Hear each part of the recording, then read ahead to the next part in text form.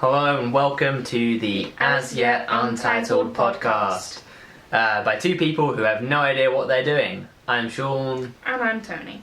And if you listened to last week's one, you'll realise that this week we are slightly more prepared. But only slightly, because we don't want to put too much time into this. We just want to have a fun, relaxed time of it. Yeah. So what we're going to do first this week, we're going to quickly explain to you how this podcast is going to work, what we're going to do with it, and a bit about ourselves, and then we'll jump into the actual topic, which is... This week we are looking at our favourite TV shows. Nice. So carrying on from the theme from last week. So why have we decided to call it the As Yet Untitled Podcast? Mainly because that's what we called the first one, because we didn't have a name for it, and people seem to like it. And also, because we don't want to have different topics each week. Yeah, it's just us kind of having a conversation and seeing where it goes. So. Yeah, we can decide the title of each podcast and the topic each week as it comes. So yeah, that's why it's the As Yet Untitled Podcast. So what we're going to do, we're probably going to release fortnightly. Take away a bit of the pressure on it. Yeah, no pressure, makes it a bit more relaxed. We're going to have guests in sometimes. We'll bring in some friends, maybe do some little interviews, some other styles. We're not necessarily always going to do our, top 10s because, that's going to get boring real quick, and we're not Watch Mojo. Oh, yeah. So yeah, we're going to do all sorts. If you have any suggestions, like, telling me to stop saying like and just hit us up. Yeah, you can send us in some messages, contact us on Facebook, below the video if you're watching on YouTube, or wherever you find it. Just, send us a message. Tell us how bad we are. Give us suggestions for some other episodes. How to make this a little bit better. We're going to do it about an hour long, right? Hopefully. Depends on how long it goes. I know last one was about over an hour and a half. Yeah. But we'll try and hit around an hour mark. Sometimes it'll go over. You never know. Sometimes it might go under if we can, shut our mouths for a little bit. Yeah. So we'll bring in guests sometimes. Did I mention that? I mentioned that, didn't I? You did mention guests. Alright. So, well, tell us a bit about yourself, Toni. I already know you, obviously. But tell them. They might not. I just wanted to do this podcast because I like talking about just things in general. I am a photographer, but I don't want to just talk photography all the time. So I just thought, yeah, why not? This could be a little bit of fun. Yeah, I figured I'd give it a go. I've been listening to a lot of podcasts. I love Kevin Smith's podcast, the many of his smodcasts that he does. I've been listening to Justin Long's podcast. I listen to a lot of drumming podcasts as well because I'm a drummer. Yeah. Yeah. And we figured, hey, we can talk a lot of shit. We're sitting here doing nothing in quarantine. Let's talk a lot of shit at people, and hopefully people will enjoy it.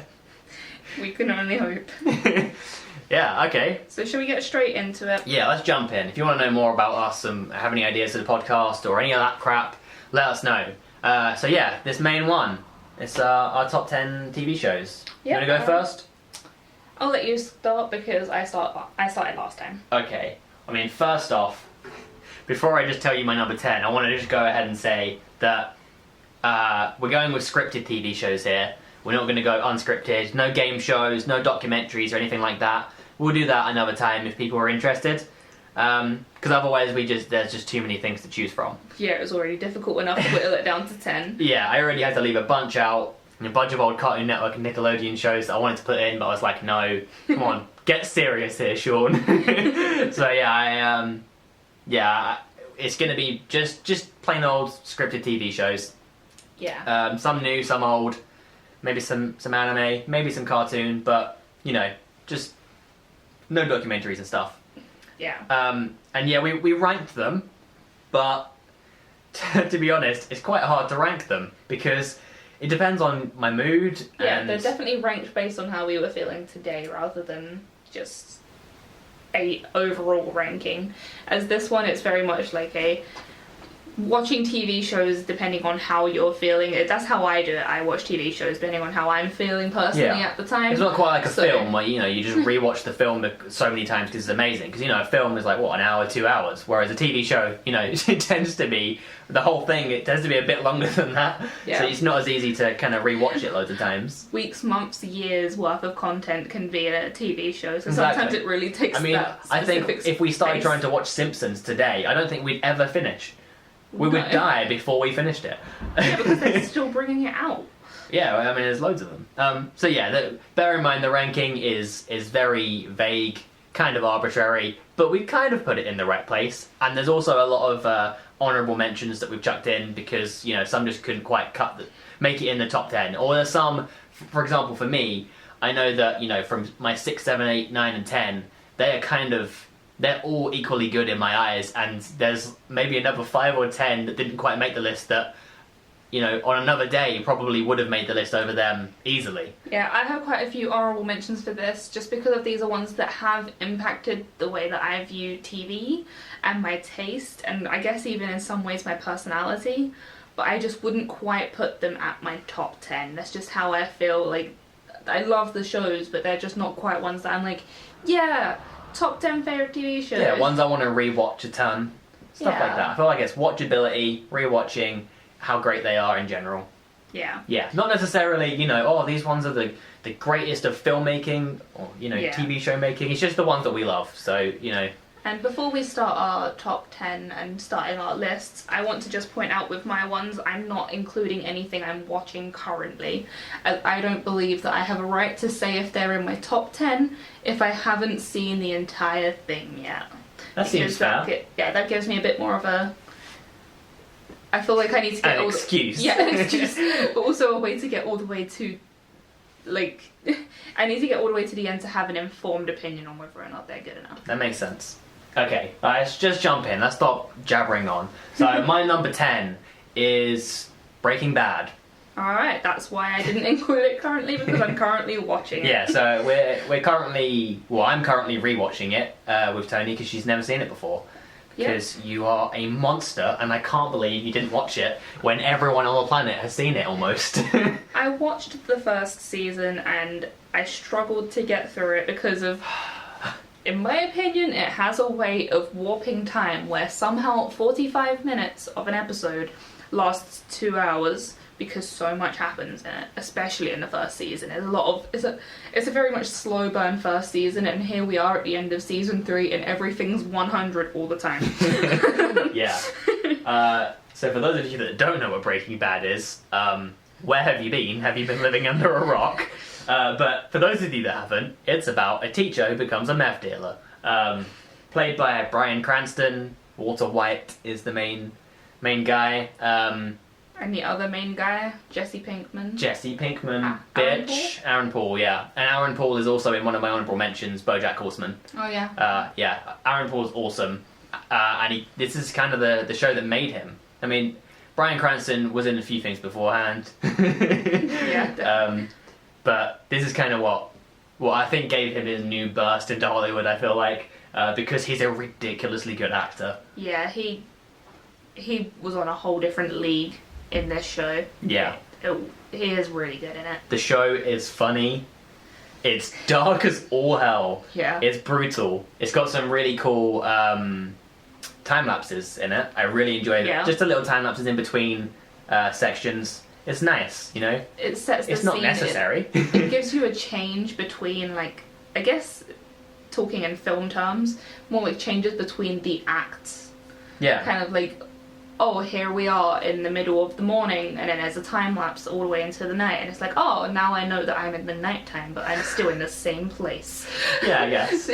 But yeah, it's got some artsy stuff in there, like time lapses and really weird shots. There's the shots at the bottom of underneath glass trays. Yeah, and at the bottom of cooking, when they're cooking things, and they try and throw you off a little bit sometimes with that. Or there was that very weird episode in the middle of season 3 of The Fly, which didn't need to be there. There's a whole episode of them catching a fly. It's brilliant. It was a great episode, but It's one of my favourites. it didn't need to be there, and we accept it. Yeah. That's up there. I think it's got some great action scenes in it. It's funny. I really love Jesse Pinkman's character. Yeah. I really love Hank. It's got some complex characters. Like Hank, at first you think, man, this guy's a douche. Like, I don't want to like this guy. And he's got some toxic masculinity problems. But you kind of... You root for him and you understand it. And you see from his perspective on things. And, I mean, Breaking Bad has one of the best villains, in my mind, throughout. Yeah. Like, come on.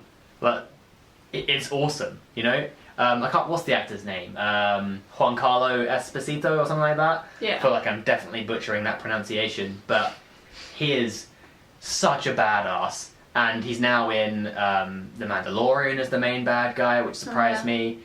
He just pops up in a few different things, just here and there. Like, you don't know that he's going to be in there, and then he just pops up and you're like, oh, look, it's him. Yeah. But he's a badass. He is a real badass. And for those of you who've seen it, the way that he goes out is possibly one of the most badass death scenes I've seen in a TV show. It's hardcore. Okay, so what's your number 10? My number 10 is Supernatural. So this is one I felt like I had to put in because of how much, I guess you could say, it impacted me personally. I've not seen this show. So it's a pretty, like, I say run of the mill as if it's a very normal show. It's two brothers. I'll go from like season 1. It's two brothers who lost contact. One of them went off to be a lawyer, but they come back in contact because their dad's gone missing on a hunt, like in quotes, hunt, when they're looking for, because he went looking for a supernatural being. So these brothers, from their upbringing, know how to hunt, and they go looking for their dad. And then from there, it just goes out of control. You meet so many different types of supernatural beings from all different types of, like, folklore, or just... Didn't they do a Scooby-Doo episode? Is that like they did do a Scooby-Doo episode. I think that was in like season 11, which I will admit, I'm putting this on my top 10, but I did give up at season 9 because it got a little bit out of control. There was gods, there were angels, there was all sorts going on at that point, and I was just like, what's going on? Why does that make it out of control? No, because of from what it begins, where there's just like a ghost who's living in this house, from like to like one of them spends an entire year in purgatory. Like it gets like out of control. It does it steadily, but it gets out of control. Well, I guess when you've got that many seasons of the show, you got to start, risking things, doing some stupid shit because you're running out of ideas. Yeah, I think they've now called it quits at season 13. So, yeah, it did get on a bit, but I loved it from the beginning. That was the first show I truly binge watched, I think.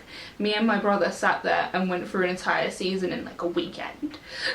I'm assuming Stephen? That was me and Stephen. Shout out to Stephen. Shout out to Stephen. And that weekend where our mum left the house and we just sat downstairs, watched Supernatural for an entire weekend. Beast. Yeah. And, but it was fun, and I don't know, it was like one of those things where it started my personality. Like I was interested. Started your personality. My personality. There was no personality before that. Supernatural gave it to you. Yeah. It's like I just watched it because I heard a couple of good things about it, and I was like, I could get into this. And then I found some of my friends also liked it, and we started to bond over that.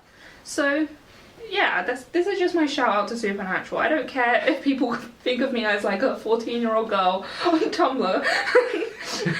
Being a fan of Supernatural, I enjoyed it, so it's my number 10 on my top 10. My number 10 is one of the most basic shows ever. Everyone loves Breaking Bad. Yeah, but that's the thing. Everyone loves Breaking Bad. Supernatural is just... It's trash. Yeah, it is. But I love it. Now every Supernatural fan is going to hunt me down. Nice. Alright, so what's your number 9? My number 9. Number 9, it's a bit more recent than Breaking Bad, and it's definitely a different feel. The Good Place. Hell yeah, The Good Place. That's my number 2. Your number 2.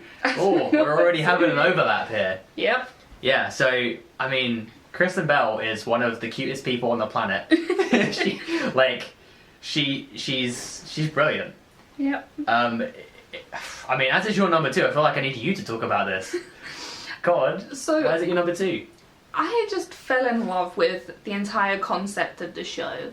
Just what it's like after you die. This interesting place where, like, that you go where everything is perfect. You meet your soulmate.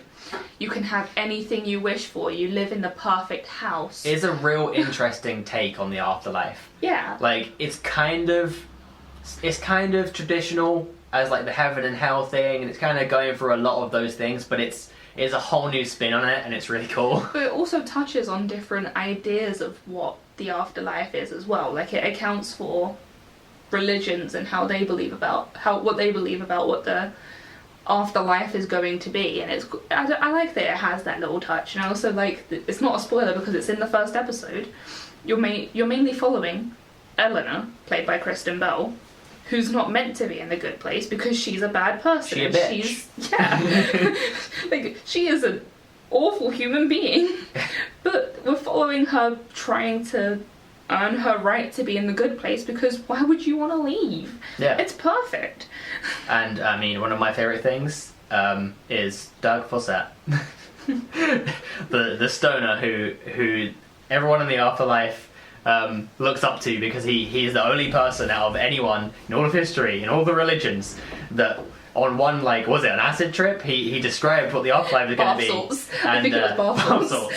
And he managed to almost like 99% perfectly describe what the afterlife is. And no one else has managed to do that before.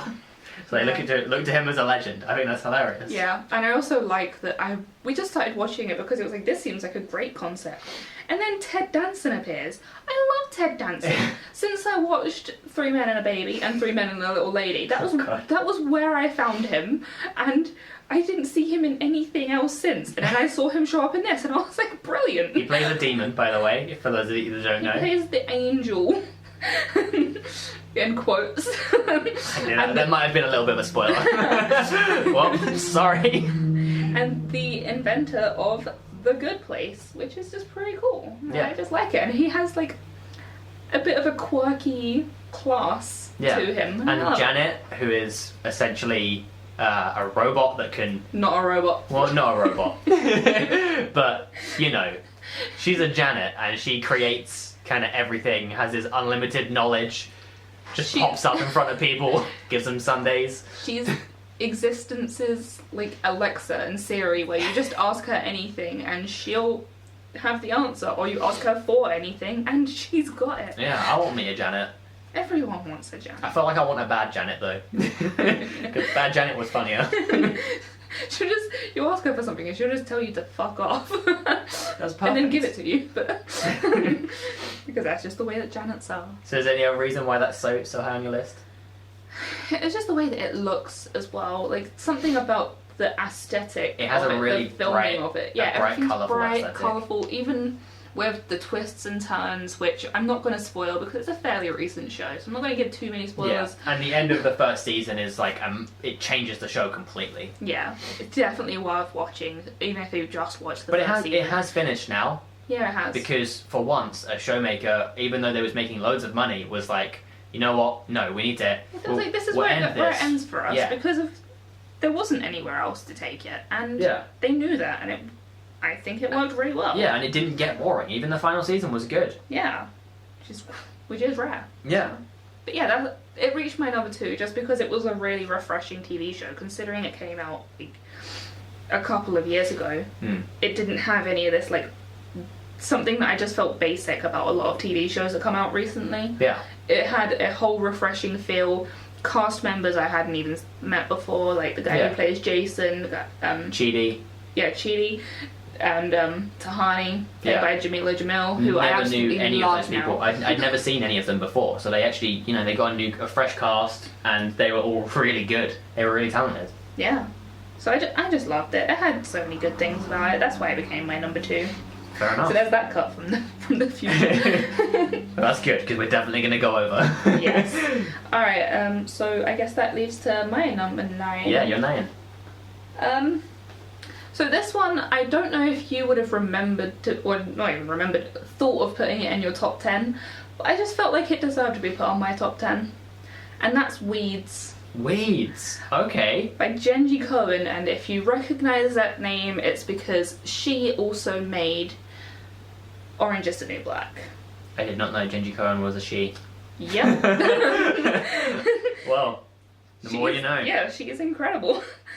And yeah. Orange is the New Black is awesome too, but I feel like it didn't quite hit the mark for me. Like there was just after the riot, it just just fell. First few seasons were phenomenal. Yeah. But then I think that's why Weeds didn't make my list, because the Weeds is the same. The first few seasons are brilliant, and then it gets a bit too extreme. Yeah.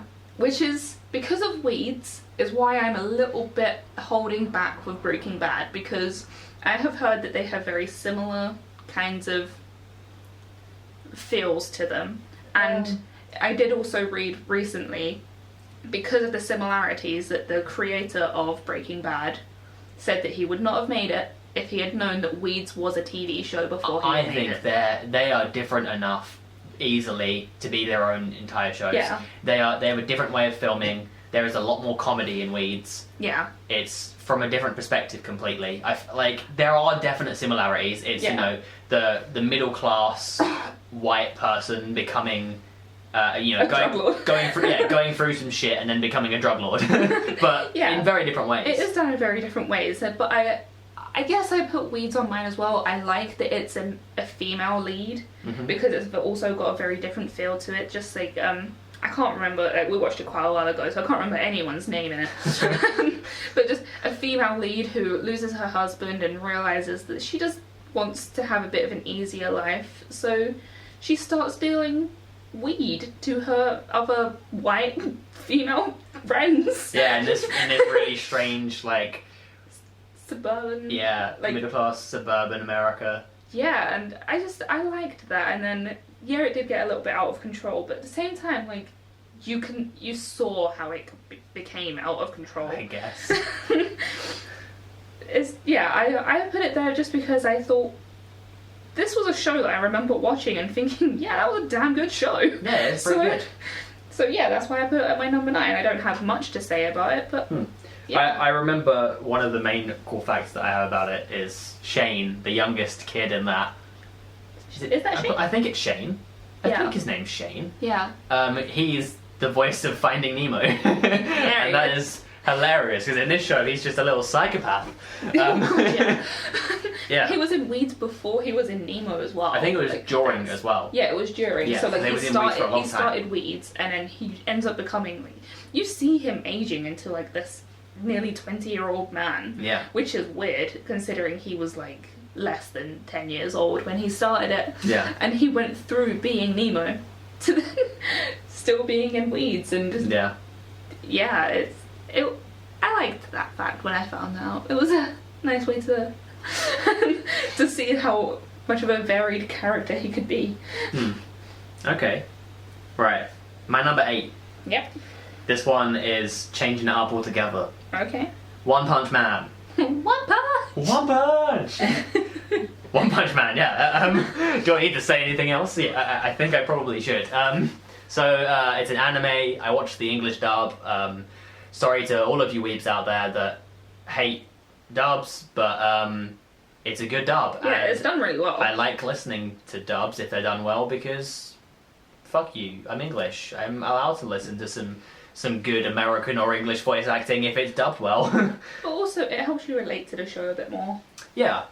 When I say relate, I don't think I can relate to someone who can defeat every enemy within one punch. But no, I feel like I can relate to Saitama in some ways. Highly relatable. Every other aspect of his character is pretty relatable, to be fair. Plays games, wants to just live his life. He's fairly bored. Yeah, that kind of makes sense. I think I would definitely recommend One Punch. It's super over the top. It kind of takes the piss out of itself and of like superhero things, because he literally is just, there's no reason for him being so overpowered, but he is so overpowered he can defeat literally anything in one punch and is bored because he can do that. So he's just kind of done. Yeah. And it's hilarious, and it's just, there's so many amazing action scenes as well, like with Genos Genos' fight scenes, so cool. The sound that Genos makes. The sound of the explosions. Supersonic blasts that destroy... Well, I feel like it could destroy a planet if he tried. Yeah, it's pretty over the top. Genos is awesome. And speed of sound Sonic. That's cool. Jesus Christ. Yeah, I mean, it's definitely worth a watch. It's full of... it's literally just an action show. It's just action upon action, so over the top, like a lot of anime. You know, it's got that Dragon Ball Z element to it, but there's not just loads of jabbering on about stuff. It's just funny and over the top fight scenes, and the character design's cool, the sound design's cool.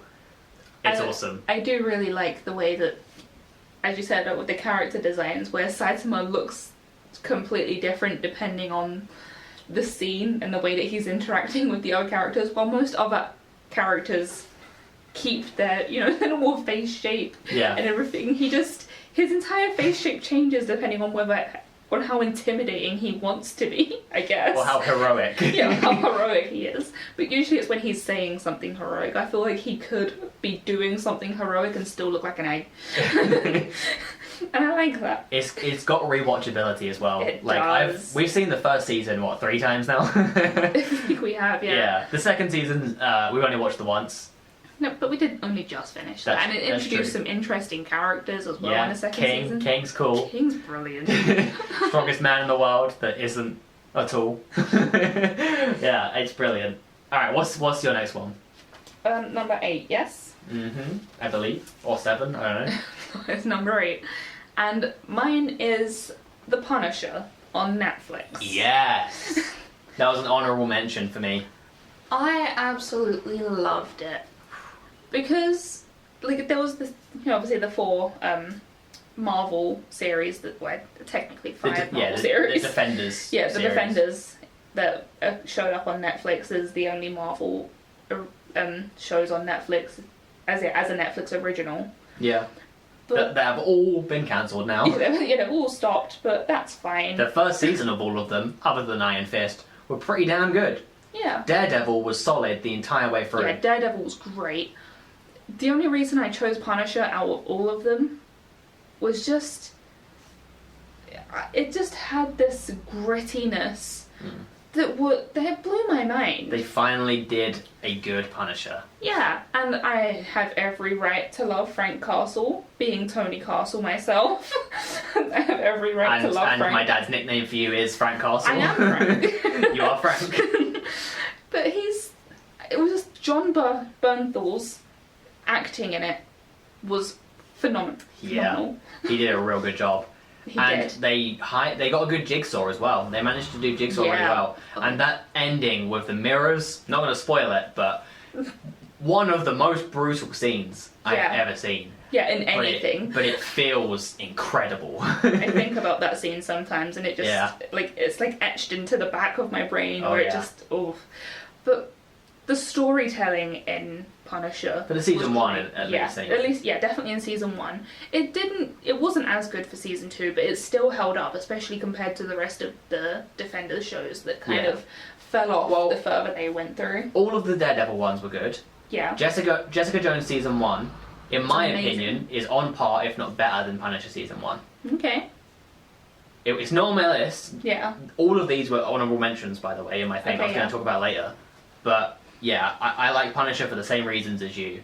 It's gritty. John Bernthal was awesome. Yeah. Is there any other reason why you like that? It was just, I liked the fact that we met the Punisher as a character in, I believe it was Daredevil first. Yeah, he showed up in Daredevil first. And then he just had he was such an interesting character, and then to find out his whole backstory with losing his family and then finding out all of his... I already knew the backstory, but they portrayed it well. The way that they did it just was really good, especially as someone who doesn't read comics. Me finding out his story like that.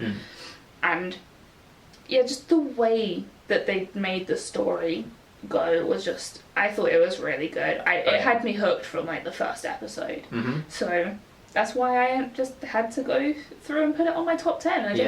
It was close to It getting hit a all the win. marks. It was real close, and Jessica Jones was also real close because Jessica Jones season 1 was incredible. it was awesome. Just because one of the, in fact, I'm gonna say it's the best villain in the Marvel TV universe, I have to agree with you. in the there. whole Hell's Kitchen universe. David Tennant as Kilgrave, Purple Guy, whatever you want to call him. Jeez. David Tennant's amazing in everything, obviously, because he's David fucking Tennant.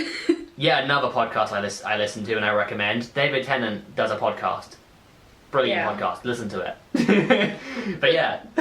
David Tennant in Jessica Jones. Like I was really interested because, you know, again, I am a girl and I am very happy to see a female-fronted hero show.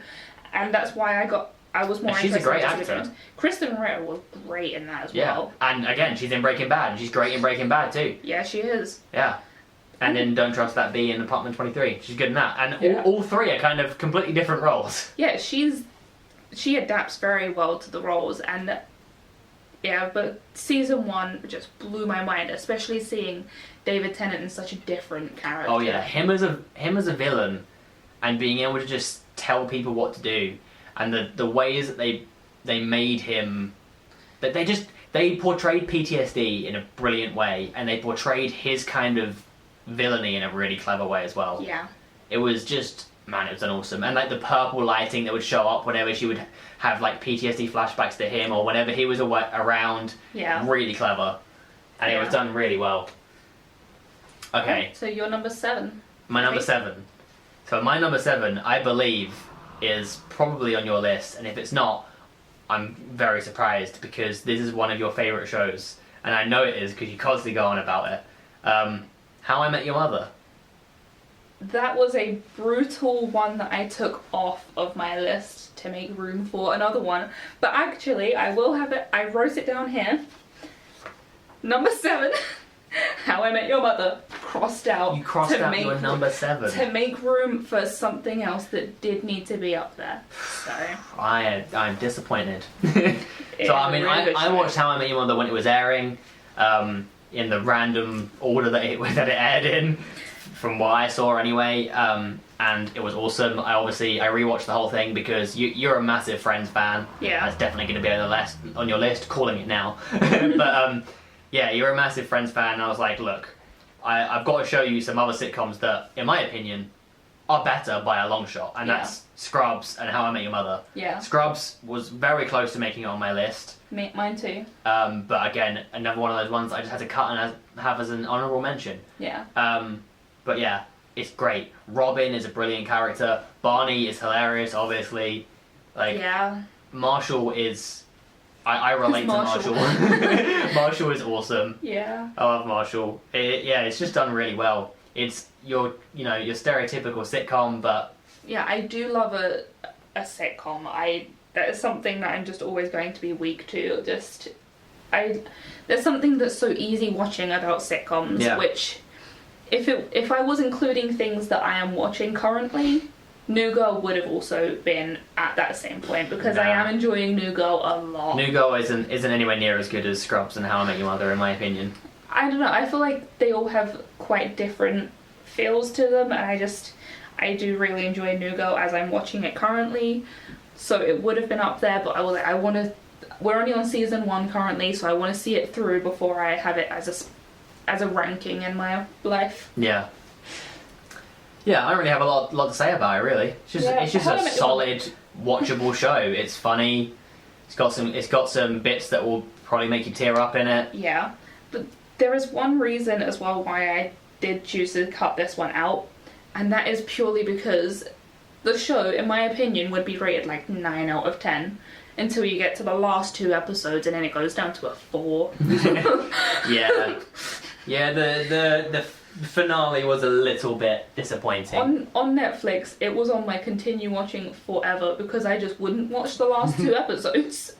When I rewatched it, I was like, I refuse to watch the last 2 episodes. It finished at like season 9, I think, like episode 22 instead of 24. And the final season was still a little bit disappointing in comparison to the rest of the show. Yeah. But still, it's a solid show, and it's up there. And again, just to remind you, that doesn't mean that How I Met Your Mother is better, in my opinion, than One Punch Man or The Good Place or anything like that. It's just where it ended up on my list this time round. And, you know, they're all equal, okay? they really are.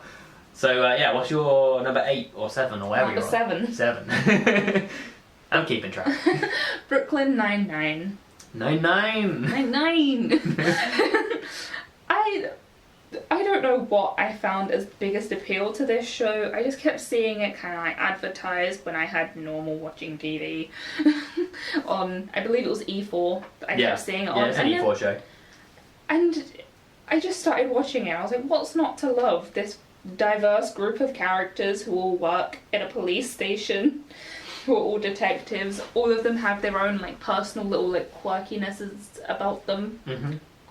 Quirkinesses. Quirks.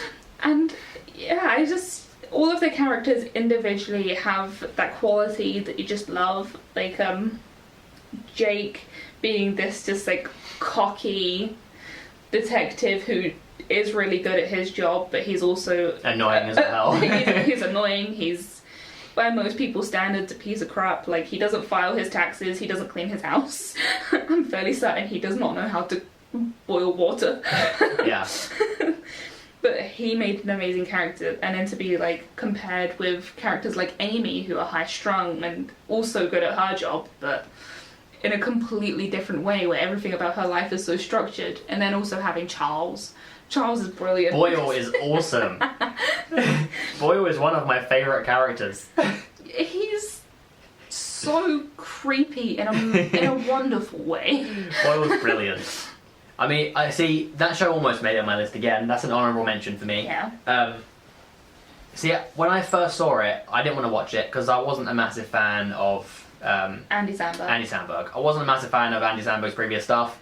Didn't find him funny, found him kind of annoying. But he does that character well. Yeah. In Brooklyn Nine-Nine. But I was like, okay, it's got Terry Crews in it. Loads of people will say, I'm loving it. I'm gonna give it a go. And I watched a few episodes, and man, it is really good. It is solid. Andy Samberg is brilliant in it, and he's kind of, this is the best thing I've ever seen in him by far. Terry Crews is worth watching the entire show just for him. I mean, it's fucking Terry Crews. Him and Captain Holt. Yes, Captain Holt. Captain Holt is my favourite character. Captain Holt, Terry Crews, and... Kevin. Boyle. Oh, Kevin's in The Good Place. Yeah, he is. Yeah, he plays the demon. Yeah. Yeah. Yes, yeah. Huh. But yeah, so I That's a thought good it just... one. Yeah, I just felt like it had a good place to stay. Yeah. And that's another sitcom. Yeah. You're a big sitcom fan. Big sitcom fan. To be fair, it's really good. It's got some action in it, but it's just comedy. Yeah. It's got a few serious things in it, especially in the later seasons, but again, for the most part, it's just really lighthearted. Yeah. It has puns. It has just the deadpan, like, Shakespearean acting of Holt. Ah, yes. Which just makes the whole, like, I feel like I could watch a spin-off of just Holt. He's awesome. Yeah, he is great. Alright, so what's your number 6? My number So 6. moving on. Okay, so this is a lot older, so we're going back a bit. Oh. Yeah, okay. Black Books. Oh, yeah. Black Books. For those of you that haven't seen Black Books, which I imagine is probably quite a few of you, because I don't know, I feel like it's one of those cult classics sort of thing. A lot of people don't know about. Yeah, it kind of fell under the radar for a lot of people, especially since a lot of people, like that I know, would love it, but they just didn't hear about it around the time. And now that it's a bit of an old show, people are less likely to watch it. But if you're into anything because to me it fits that kind of like stereotypical cult classic vibe that I don't know how to explain, but it fits that. If you're into dialogue, like yes. if you're into Edgar Wright kind of films, like Simon Pegg films, the Cornetto trilogy, maybe some Kevin Smith films, I feel like you are definitely going to enjoy this. Yeah. So the main actor, Dylan Moran, live stand-up comedian. We saw him in Southend. A year ago? Oh, I feel a couple years ago. Oh man, time doesn't exist to me anymore. Yeah, we saw him live. He is super funny. He is hilarious. But he plays a character called Bernard, who owns a bookshop, hence Black Books. and He doesn't care about the fact that he owns a bookshop. He doesn't care about the fact that he owns a bookshop. He hates everyone, especially customers, and he's a drunk, and he's dirty, and he's just stupid and hilarious, and it's awesome. And he hires a guy, Bill Bailey, called Manny, who is very stupid, but is the most wholesome, friendly dude on the planet. And yeah, they end up becoming like kind of best friends, despite the fact that... Don't they live together as well? They end up living together. And the first episode, I think it's the first episode, Bill Bailey swallows the little book of calm, and it's like a little book that tries to stop him from being a really stressful, angry dude, and he swallows it and instantly becomes calm, and that's why his character is always calm throughout the whole show. Yeah, it's hilarious. It's very dialogue heavy. It's a very weird type of humour, but it's still like an easily watchable type of humour. It's brilliant. Made by Graham Linehan, who I believe made the IT Crowd as well. It does have a similar kind of vibe. I feel like he made the IT Crowd as well, which is a good show, but Black Book's awesome. And while we're on the mention of Black Books, there was another one that was almost on this same kind of... was on this same number to me, and that's Spaced. Yeah. Another old show, Channel 4 show. This one's Edgar Wright. It was the show that created Simon Pegg and Nick Frost. Without this show, I don't think the Cornetto trilogy would have ever happened.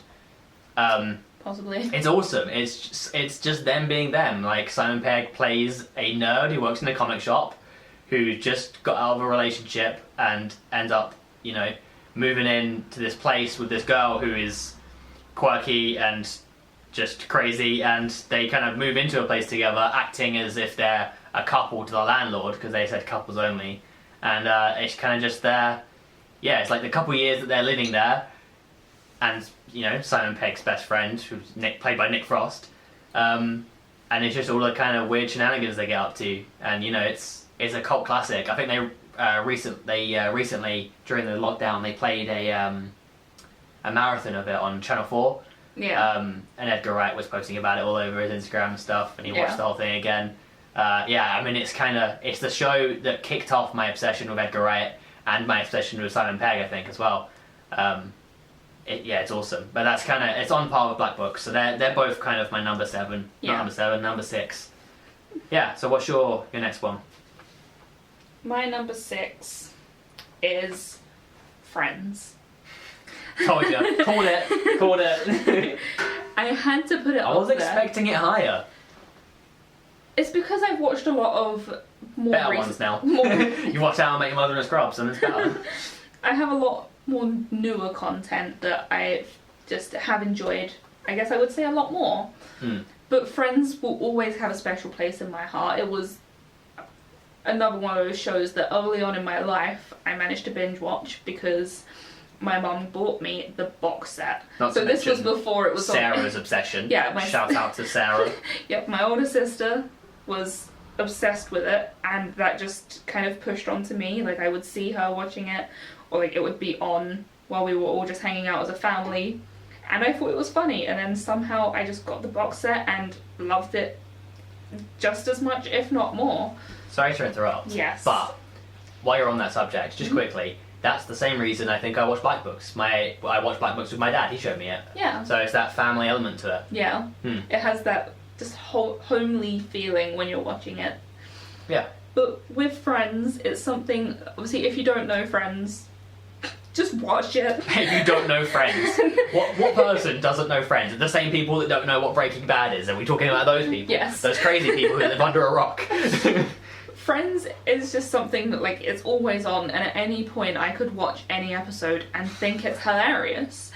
Like, there are episodes where I know absolutely everything that happens in it, and I will still laugh because it's still funny.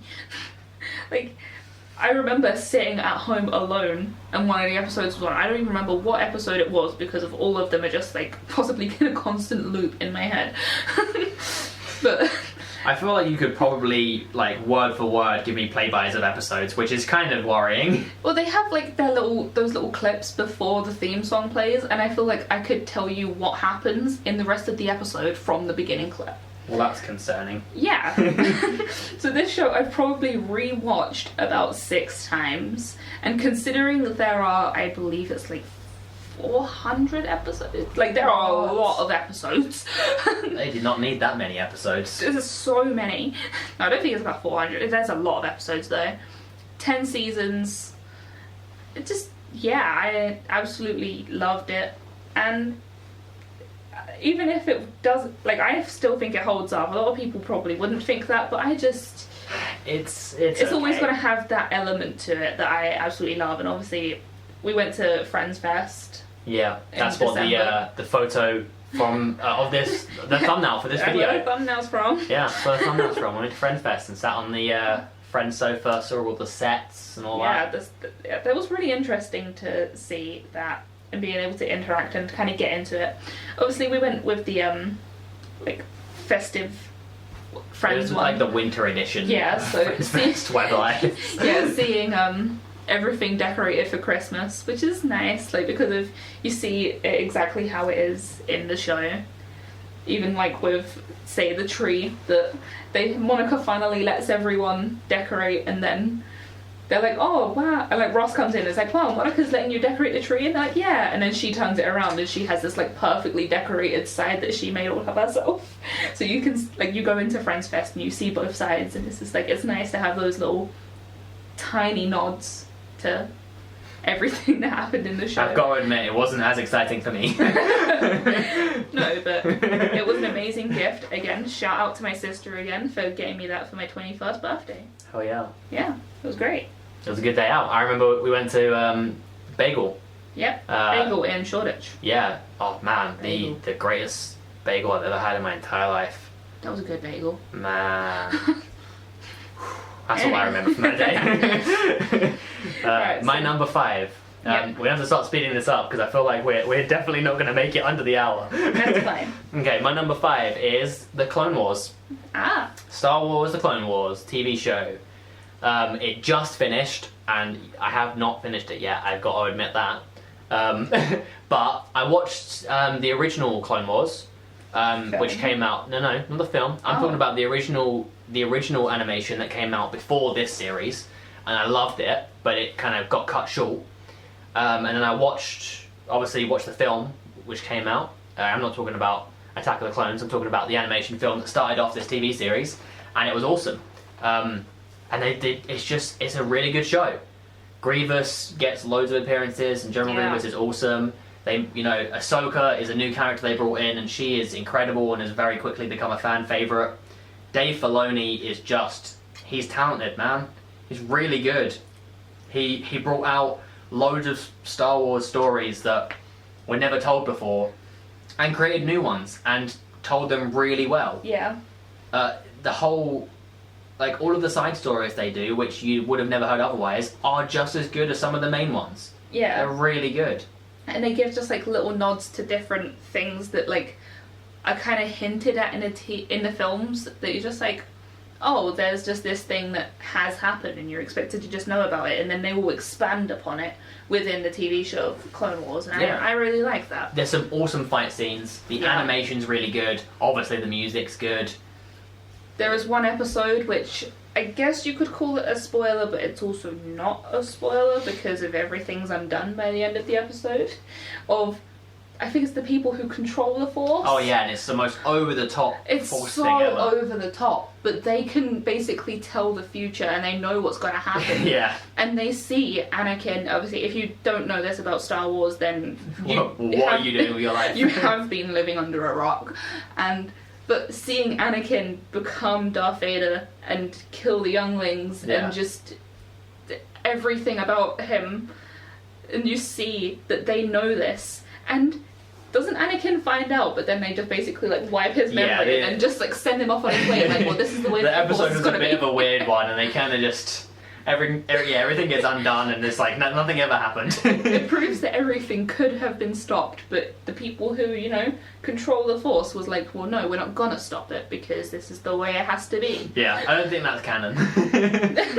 But it was interesting that they even thought about things like that. Yeah. And just I love the clone aspect. They start making the clones, unlike in the Real. films, they make the clones people. They start asking awkward questions, and like you get personalities from clones, like Rex specifically. You get, or like the episodes where it's literally just the clones. You meet these individuals and you kind of follow along their journey, and you see them later on in the war, and you see them die and stuff like that, and it makes things more real, and it's just really cool. And you see them become like their own like people in a way, which is amazing because of the clones are the same person that have just been reproduced. And in the films, obviously, they don't really get an opportunity to do that because there's a lot going on. Yeah, so I did like that about Clone Wars. I can agree with that. Okay, your next one. My number 5 was Grace and Frankie. Oh my god. I was not expecting that. Okay.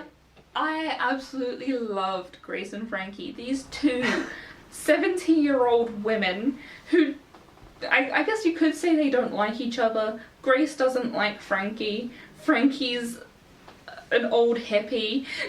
And who are they played by? They are played by... So Grace is Jane Fonda and Frankie is Lily Tomlin.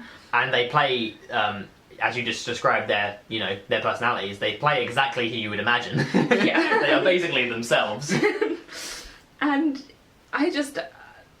we watched it fairly quickly, like it's another one of those shows that we binge watched, and I just fell in love with it. It's a decent show. I love Grace, I love Jane Fonda, and I love Lily Tomlin since I watched them in 9 to 5, which I didn't mention in our top 10 films, but it's a solid film. It holds up. I don't care what anyone says. I think it's great. It's a great story.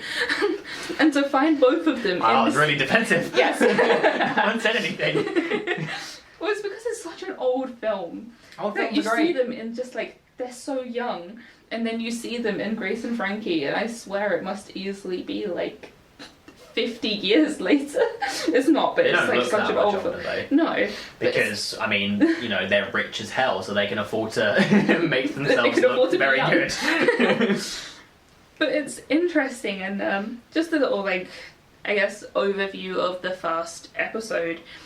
These two old women end up living together because of both of their husbands work together, and their husbands decide that they both want a divorce so that they can marry each other, because they are actually two gay men who in their 70s decided they should come out. And then Grace and Frankie are the wives who hate each other, but then they have to move into the beach house, which was co-owned by the two, their husbands.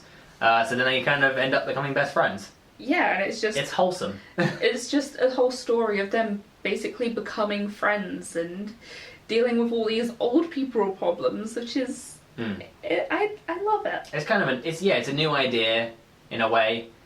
It's funny. It's good. It has got those, like, I guess, kind of hipstery elements.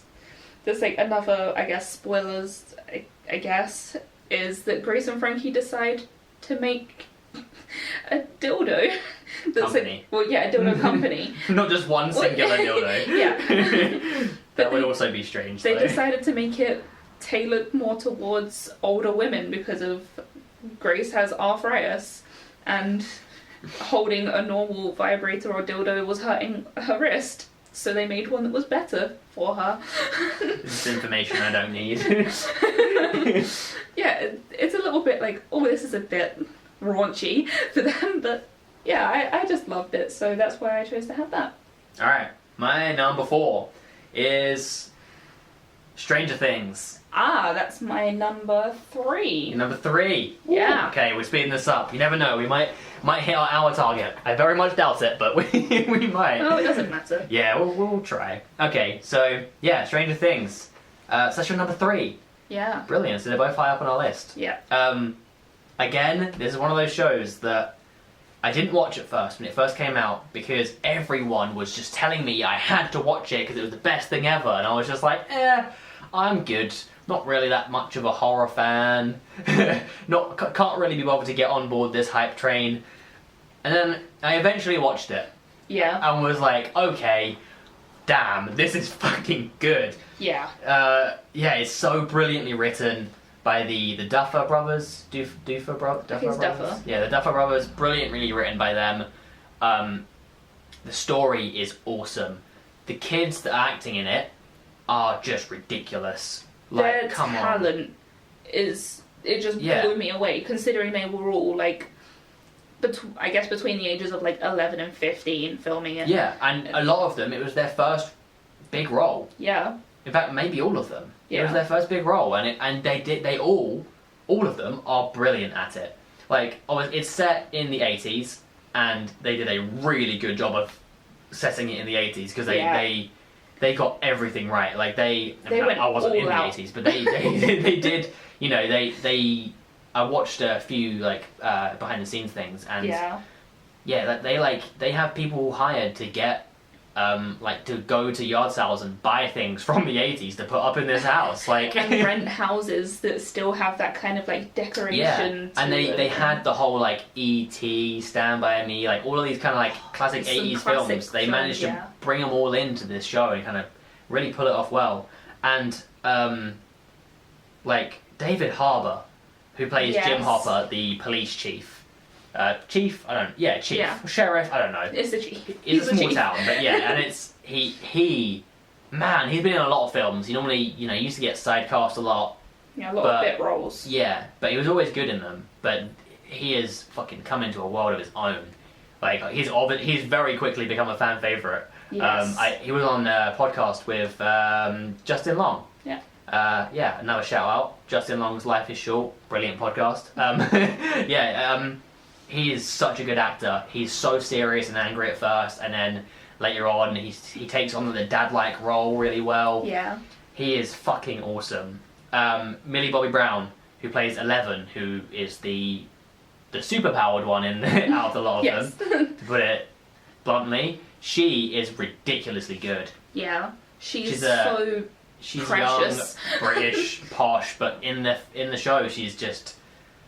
precious is the best word for it. She's just so innocent, and she's been through so much, but she's so ridiculously overpowered, and she becomes best friends with this other kid who just kind of helps her, Mike, played by Finn Wolfhard, who, again, I watched a podcast with him as well, this time with Kevin Smith, and he's such a genuine kid. He's Canadian, and he's super Canadian because he's so nice. Like, you can't help but love him. He's so down to earth, and he really knows his films. Like, he was talking to Kevin Smith, who is obviously a massive film buff, and was holding his own. Like, he watches all the classics. He knew his shit, and he is a ridiculously good actor as well. And he had never been in anything before. Yeah, he just kind of got picked up and put in this show, and he did an amazing job at it. Yeah. I also, I know you haven't seen the film It, but I watched It. And he was really good in that as well. I would say that they were kind of like similar roles, but he also did manage to put a certain spin on it. And I'm looking... And he's going to be in Ghostbusters. Yeah, I'm looking forward to seeing him in Ghostbusters. I'm so excited to see him in Ghostbusters. So excited. Just before we move on to the next one, I know you mentioned obviously that Stranger Things is a horror, but one thing I feel like made it into its own is because it wasn't necessarily just a horror. It had it was more sci-fi in a way. It was like a scary sci-fi film. It wasn't even necessarily scary. Like, it wasn't like there was jump scares and loads of stupid stuff in it. It's family friendly. It was scary in a good way. Like, it's really well done. And it wasn't gimmicky. No. As well. Like, it wasn't just like, oh, what's this in a hole? Oh, look, something jumped out. Yeah, no, it was incredibly well written. All of the ideas are there. Like, it's gripping as hell. Yeah. It keeps you there. It makes you actually love the characters. The character development, I mean, that's something I find really important, is to have really good character development. And, I mean, it's got it. Yeah. Like, it's really well done. Yeah. That's why I liked it as well. Alright, what's your next one? Alright, my next one, which I feel like might be on your list as well. If it isn't, I'm gonna be surprised. Okay. Final Space. It's not on my list. Oh my god. It's one of those ones that I had to cut out. It's... Right. I wanted to put it on my list so bad. It was one of those ones in, 6, 7, 8, 9, and 10 that I just had to just choose the numbers and leave some out because I couldn't decide. So this is what I cut How I Met Your Mother for. See, that's exactly. See, them two are both brilliant in their own ways. Very different shows, but Final Space, I didn't put Rick and Morty on mine. I do really enjoy Rick and Morty. That's another one I cut for the same reason. Yeah, I enjoy Rick and Morty, but sometimes I do get a little bit sick of the fan base. The toxic fan base. And sometimes, like, Pickle Rick was so stupid, and that definitely was mostly because of the fans that made it stupid. Yeah, that's true. But, like, the burp jokes, the fart jokes, the butt jokes, the dick jokes. But that's great. That's what makes it great. They do it in a really good way, but Final Space has a lot of the elements that people love of Rick and Morty, but also making it wholesome. It's not like a dirty show. Season wholesome. 1 was really good. A lot of my opinions are based on season 1 because season 2 fell off the mark for me. Yeah, I was disappointed. It wasn't. You can tell it was intended to be just one season, and if you just watch season 1, you can go from the whole thing and just feel like it was finished. It was perfect, I think. Yeah. And a lot of people are like, I'm not really a big fan, but those people are wrong. It's brilliant. Mooncake is cute as hell and overpowered and awesome. And Gary is hilarious. He's stupidly hilarious. Gary, the and main character. So quick plot thing. Gary is essentially an idiot who got arrested and put in prison in this sci-fi future. And their prisons are essentially a ship that shoots you out in social isolation, where a robot, you get a robot companion, and the ship itself is kind of looking after you. The ship itself is the captain. In this case, it's Hal. Good throwback, a reference, a nod to 2001: A Space Odyssey. Which is a brilliant film, but also so weird. But basically, he's on this ship as a prisoner, and then a whole bunch of shit goes down, and he basically ends up being a hero that saves the entire galaxy. Yeah, but watch it. It's so good. It's funny. Yeah. It's filled with action. The beginning of every episode is the same in a way. And no spoilers because I feel like it does give a bit. It has a bit. Well, it's in the first episode. I think it's in the trailer as well.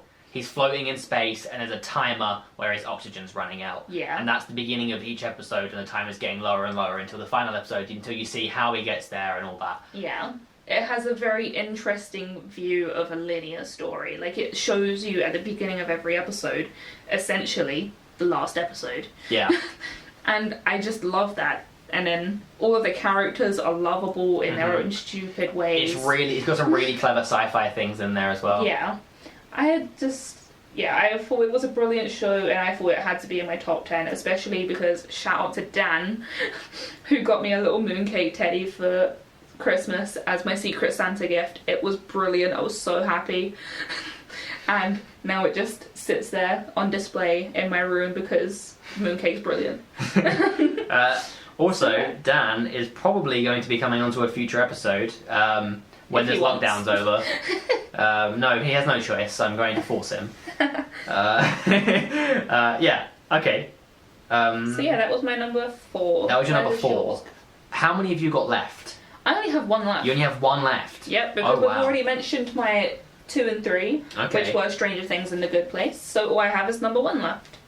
Damn. I think I might know your number 1. Yep. I think it might be my next one, my number 3. Oh no. I think it might be. We're already over our hour mark. I apologise for all you people who only had an hour. We might be cutting my time out. Deal with it, okay? It's going to be an hour and a half again, okay? It's just what happens. We had to tell you about what the podcast was about. We're jabbering on about crap. You deal with it. You be entertained. You signed up for this. Exactly. Okay, so my number 3 is My Hero Academia. That is my number 1. I knew it. Yeah, that's my number 3. This is one of those shows, it's my number one because at any given point I want to be consuming it. I would just have this on all the time. It's one of those shows I don't want it to end. I don't, like, I just constantly want it to be going into my brain because it's such a good show. Everything about it is so well written. Yes. It looks great. So we talk about it a bit. We watched the English dub again. To be Deal fair, with it, weebs. It's a very good English dub. It's done by some of the best like voice actors that there are. and also, to be fair, it looks like it was made to be put into English dub. Like, Oh, it yeah. essentially You can't was tell. made for it. Like, yeah. It's fucking awesome. Oh my The God. action scenes in it are brilliant. Yeah. The emotion in it, awesome. Like Yeah. the storylines. It's so essentially what it is. For those of you who don't know, it's an anime.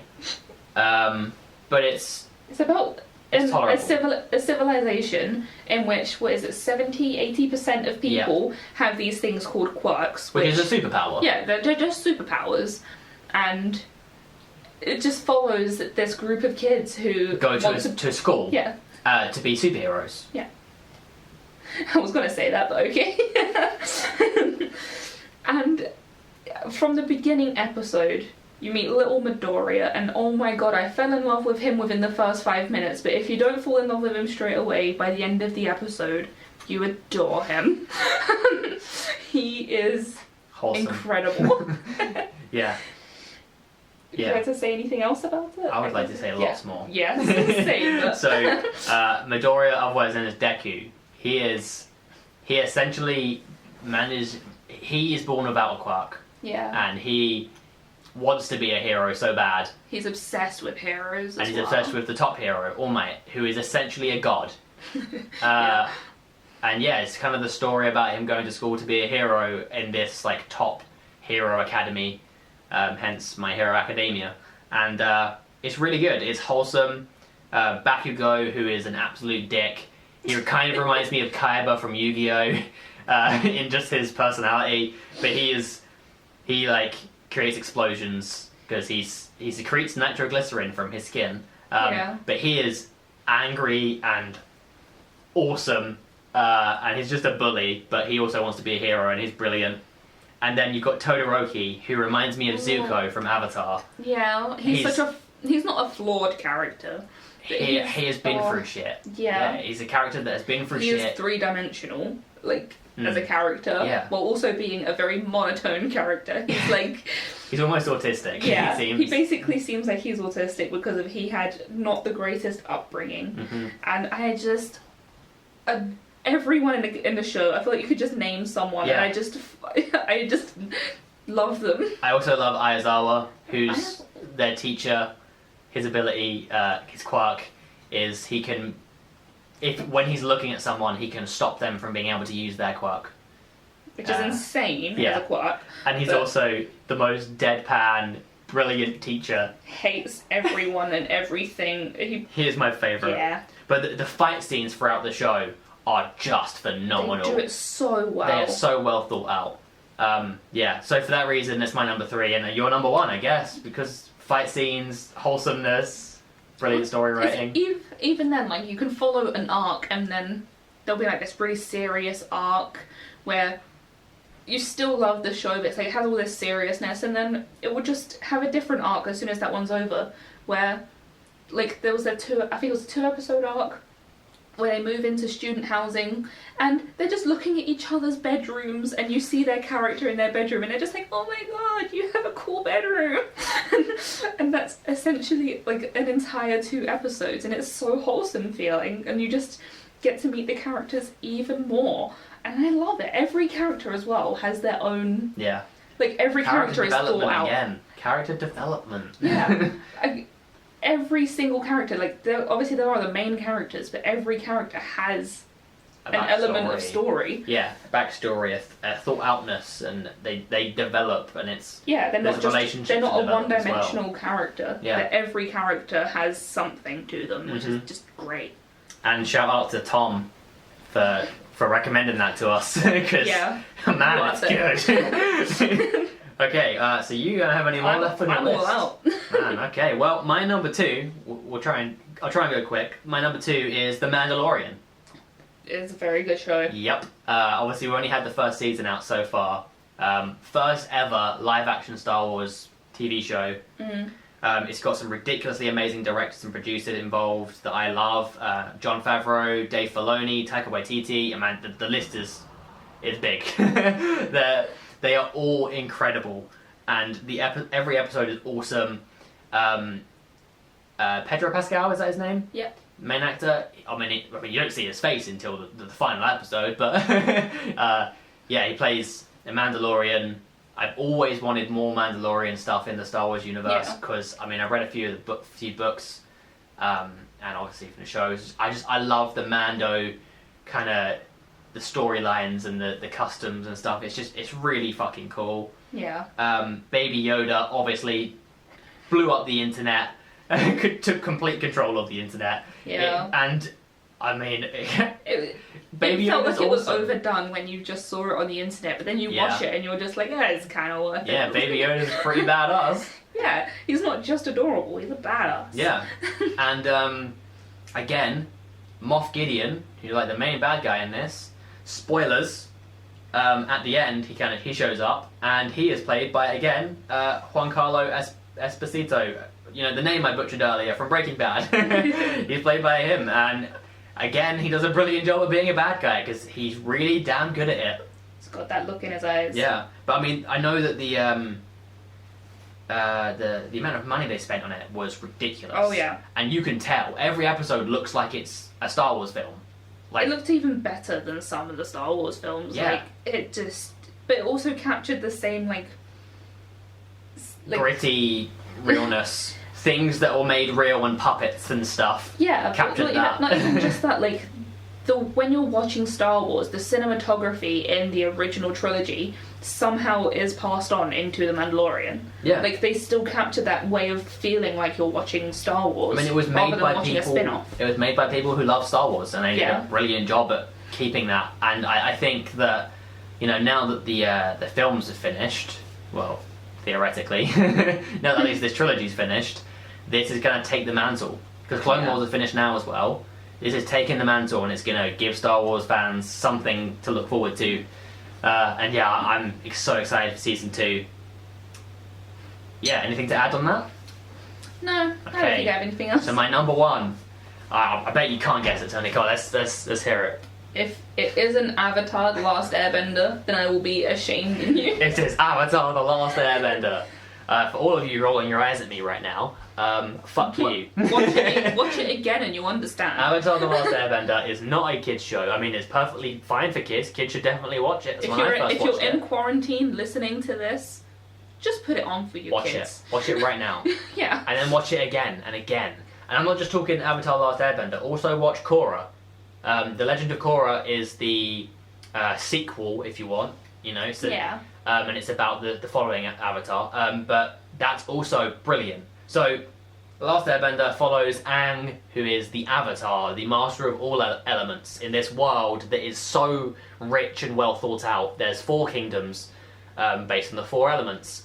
The Fire Nation attack everyone, it's a massive war, and the Avatar's meant to stop and maintain the peace. But he goes missing for 100 years because he's been frozen in a block of ice. 2 waterbending kids. One waterbending kid, but they're both from the water tribe. Water tribe. Sokka and Katara find him and free him, and then basically the show is about his adventures with them, trying to learn all of the elements, the 4 elements, and find masters and defeat the Fire Nation. And Fire Lord Ozai is voiced by Mark Hamill. How can you not be excited? Yes. I didn't know that. Fire Lord Ozai is Mark fucking Hamill. Ah. Yeah, you cannot... Like, what? Brilliant. And again, Zuko, who is the Fire Lord's son, who gets banished because the Fire Lord's a dick. Zuko's character development throughout the series is the best character development from bad guy to good guy in anything. Yeah, absolutely anything. His character development. Because at first you look at him and you're just like, oh, look at this bald prick. Look at this dickhead. Oh, he's trying to fight the Avatar. God damn it. such an arsehole, but then you fall in love with him, and he's just, it's so well done. And Uncle Iroh, his uncle, Iroh is the most wholesome character in the world, and he also shows up in Korra, in the spirit world, and it's, man, he is so cool.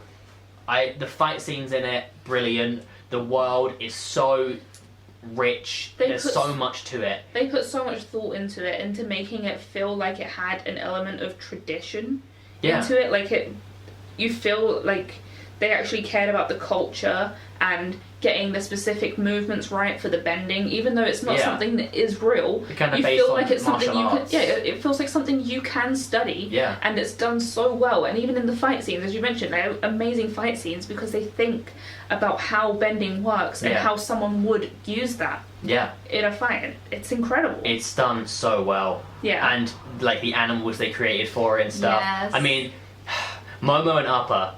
Momo is this little lemur. Appa is a flying bison. They are Aang's pets, essentially, or companions. Well, I love them so much that we actually named our hamsters after them. We have a little Appa and Momo. Our two little boys. Yep, little dwarf hamsters. Yeah, they're named after them because the show's that important. I watched it as a kid. I've watched it. Let me think. I watched it my first year at uni. I introduced my friend Tom to it, who introduced me, my hero. I watched it with him all the way through, and Korra. And then Toni moved in with me and Tom, and we was like, hey, you know what we need to do? Rewatch it again. So we rewatched it all the way through again. And yesterday, in fact, the internet went down in our house, and we was like, oh no, what are we gonna do? And I thought, well, it's been a year or two since I've watched Avatar. So we watched Avatar. so we started watching it again because it's that watchable and it's that good. It has 100% on Rotten Tomatoes. Does it? Yep. That's insane. That's crazy. It's a kids show, and it's got 100% on Rotten Tomatoes. Yeah. No one dislikes it. You can't dislike it. It's brilliant. If you do dislike it, I dislike you. There's a strong opinion that I'm going to say right now. But yeah, that's my number one.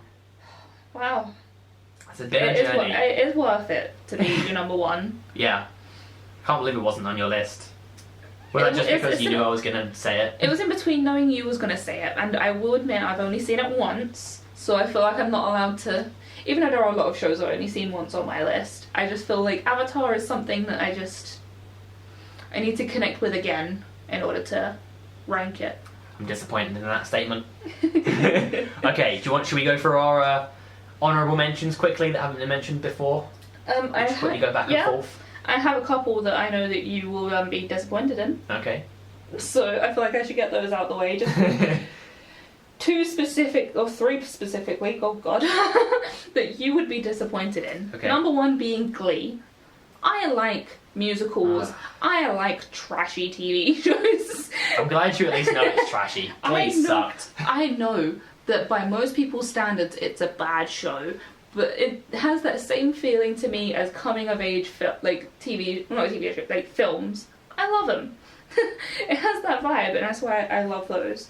Would you like me to go through my other shameful mentions? I'll go through one. I'll go for a couple because I've got quite a few here.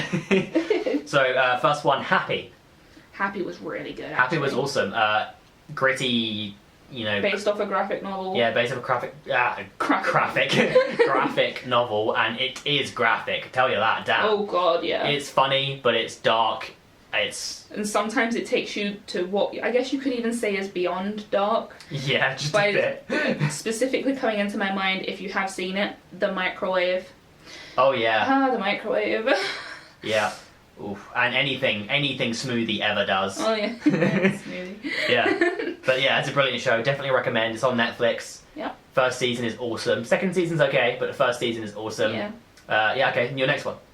Alright, next one. Another shameful honourable mention. RuPaul's Drag Race. Ugh, boo. I like a cheesy gritty? No, not gritty. It's definitely not gritty. Gay, I think is the one I was going to go for.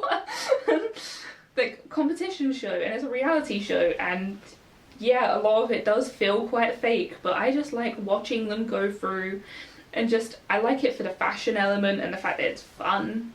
I like that. And I watch it with my mates at the weekend as it's airing. Every weekend we just sit sit down, obviously not in quarantine, we just video call instead, and we watch it together, just because. Okay, my next one, F is for Family. It's a really good show. Bill Burr, Justin Long, other people too, but my main interests are Bill Burr and Justin Long. Because they are brilliant people. Yeah, both of which have a podcast, which you should listen to. Listen to both of them. Sean, you need to stop. But they're both good. I mean, they're listening to us. Ours isn't as good as theirs. I'm sorry. We need to take their clientele. That's not going to happen. It's Bill Burr, one of the funniest men alive, and Justin Long, also one of the funniest men alive. Justin Long is a great person. But yeah, F is for Family is brilliant. It's a cartoon. Also on Netflix, I believe. Yes, it is a Netflix original, I believe. Oh, yeah, watch that. Brilliant show. Cool. And another one of my final shameful mention. Okay. Black Mirror. I know that you don't like it, but I really enjoyed the fact that every episode is its own episode. Like, it's just like an anthology. Yeah, it's an anthology. So you just watch any episode that just kind of plops you into this weird version of reality, and I like that. If they've all got their own like sci-fi elements, they're all well made. You're pointing a face at me, but I just really like Black Mirror, specifically the episode of San Junipero where old people or people in comas have this little device attached to them so that they can live in virtual reality. They get to choose basically what they look like, what era they're based in, and they just go and they just party, essentially. They just go and have a really big party, and it's based upon these two women who just, like, they basically fall in love. It's hard to explain. They fall in love. I can't help you out here, I've not seen it. They fall in love in this virtual reality, and one of them, like the old lady, says that she will marry her in real life, like will marry the other one in real life, so that they can basically sign a do not resuscitate because she was in a coma, and take her off of life support so then she could move on with her life rather than just being this shell of a person in a coma. It basically it's a very difficult to understand. I struggled to follow that. Yes, with your great storytelling. Yeah, my storytelling is awful, but that episode in particular, if you don't want to watch Black Mirror, then obviously don't. But okay, that episode, that's quick fire. I know. Quick fire. I have a big list. That's your fault. Yes, it is my fault. Okay, Bob's Burgers. Brilliant show as well. Yes, watch it. Bob's Burgers is brilliant. Okay, my next recommendation. Bob Ross. Oh yes! Oh, I can't argue with that. But is that it? I feel like that might hit documentary. Almost. It's got a. He's teaching you how to art. He is teaching you how to art, and it's so wholesome, so relaxing, and that's why I put it on here. I guess it might show back up again in our documentary. We'll have to look more into if it is technically I feel documentary. like, I mean, I was gonna say the Chef Show, which is a Jon Favreau thing, and that I feel like that kind of hits the same boat in a different way. The Chef Show is definitely I would say more of a documentary. I feel like they're both documentary. Okay. They're both done live. Yeah. Yeah, they were both. Well, Ish. actually, Chef Show isn't live, but it's teaching you something. Yeah. The other one is kind of more live, and it's teaching you something. So, anyway, let's carry on. Freaks and Geeks. I haven't seen that. It is a classic. It got so many different amazing comedy actors into the scene, and it's a really good show. Definitely recommend watching it. Okay. Love, Death, Robots. Oh yeah, that was a good show. Another anthology. Yeah. There's different. Some really, really detailed animation on some of those episodes. Very well done. Every episode is very different, and there were some episodes that weren't as good as others, but for the most part, they were good. They were good episodes, so I thought it was worth giving a shout out. Oh yeah. Okay. Californication. Another one I haven't seen. David Duchovny. Brilliant show, filled with sex, as the name implies. Really funny. Really worth a watch. I mean, I might have to rewatch it again with you so that you can watch it as well. Yeah, definitely recommend that one. And have you got any more on yours? I have only one more. Oh, I have a few more. Shall I go for a few and say? Yes. Okay, so I've also got Adventure Time. Yep. Brilliant show. BoJack Horseman. Yep, that's another show I've seen. I did really enjoy that until it got towards the end. That's why I didn't put it on my list. It was very depressing, but it was really good. Rick and Morty, we mentioned that. Yep. Bear in mind, I'm skipping all the ones here that we've already kind of briefly gone over. Yep. Futurama. Mm-hmm. Scrubs. Yep. Peep Show. Oh yeah, Peep Show is really good. Peep Show's awesome. And final one, Fullmetal Alchemist Brotherhood. Oh yeah. Another show that Another anime. Yeah, another anime that was given to us, shared with us by our old housemate Tom. Thanks for that. That was a good show. Didn't quite make the list though. Yep. What's your final one? My final one is one that I'm surprised wasn't on your recommended. Oh, there's a few that I just missed out. Sons of Anarchy. Oh yeah, great show. Yeah, it's really worth it. I think really that dark, might be my really dad's gritty. favourite show of all time. I can see why. It's a really good show. It has a lot of like those really dark elements again, and sometimes it does go a little bit overboard. But you know, sometimes you just got to allow it. I think the reason it didn't make my list is because it was so good at making you angry that I just ended up being angry at every episode, so I struggled to enjoy it because I was so pissed off at the characters. Yeah, I do get that. That's very understandable. Yeah. So yeah, that was all of them. That's it. Well, I mean, there was a few more that I definitely wanted to talk about, but we'll leave that for another thing. We might have to do maybe we can just ask some other people. Yeah, kids shows one, or get some people and ask them their things. Yeah, alright, so that was our top 10 TV shows. Yep, and I guess as we mentioned before, thinking maybe next time going into looking at documentaries, because we watch a lot of documentaries and they're in their own realm of TV. Yeah, for sure. Yeah, so make sure you subscribe, follow on whatever thing you're listening to this. Just find us individually on Instagram, I guess, and we'll post links to there. Yep. So you can I'm find us. At Shaun_Ludlow, I believe. And I'm Toni Castle with 2 E's. And the YouTube is Shaun Ludlow Drums, because I mostly do drum covers, but I figured, until this starts getting any kind of traction, we'll just post shit there, because we've already got something. Check us out. Hope you enjoyed this podcast. Next time will be our documentaries episode. Please also let us know what your favourite TV shows are, and also if you watched last week's one, let us know your favourite films too. Yeah, we had a couple of interesting views that people brought up. A lot of people mentioned Lord of the Rings as their top films. Yeah. One person mentioned Princess and the Frog, which Luke. Yeah. Shout out to Luke. Yeah, Princess and the Frog. Was not expecting that to be good. We watched it the other night because of your recommendation, and yeah, man, the New Orleans jazz throughout. It's actually a really good film. It's a solid Disney film. So yeah. And yeah, if you can let us know, give us feedback. Yeah, hit us up, give us some feedback, let us know your top 10 films, and the next episode, at the end, we'll try and do some responses, have a chat about what we find out, give you some shout outs, and and we'll have some guests on sometime soon as well. Yeah. Hope you enjoyed the episode, hopefully it wasn't too long. Yep, and we'll speak at you another time. Peace. Bye.